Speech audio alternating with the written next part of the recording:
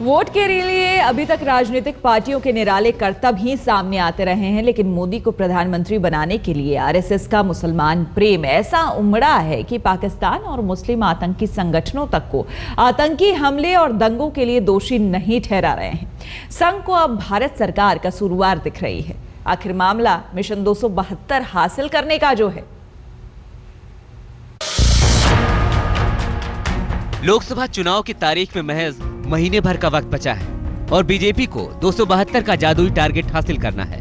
लक्ष्य मुश्किल है, जिस पर फतह के लिए बीजेपी के मूल अभिभावक आरएसएस का सुर भी बदला बदला सा नजर आ रहा है। तभी तो भारत में हुए दंगों और आतंकवादी गतिविधियों के पीछे अब संघ को न तो पाकिस्तान, न ही आतंकवादी संगठनों, न ही सिमी हेडली का हाथ दिखाई दे रहा है, बल्कि इसके पीछे केंद्र का हाथ दिखने लगा है। सीबीआई से पूछा था जब मैं गया था उनके पास, मैंने उनको कहा विस्फोट 1, कसूरवार 5-6, और उन कसूरवारों में कहीं छुपे में भारत सरकार ही तो नहीं है जो धंधा कर और करवा रही थी, इसलिए छठे कसूरवार का नाम मैं लेता हूं। आज तक उत्तर नहीं दिया। जयपुर में नरेंद्र मोदी को प्रधानमंत्री बनाने और राजस्थान की सभी 25 सीटें जिताने के नाम पर हुए टारगेट 25 के मुस्लिम सम्मेलन में आरएसएस के वरिष्ठ नेता इंद्रेश कुमार का अल्पसंख्यकों के लिए अचानक गजब का प्रेम दिखा। बीजेपी शासित राज्यों में जिन सिमी कार्यकर्ताओं को संदिग्ध गतिविधियों में जेल भेजा गया है, वो भी अब बेचारे लगने लगे।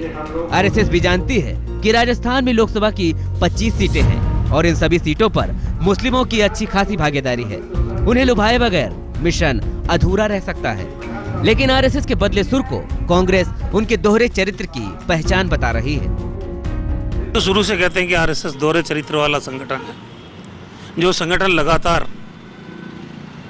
इन आतंकी संगठनों के ऊपर आरोप लगाया करते थे। आज चुनाव की खातिर वोटों की गरज के लिए आज वो अपनी भाषा बदल रहे हैं।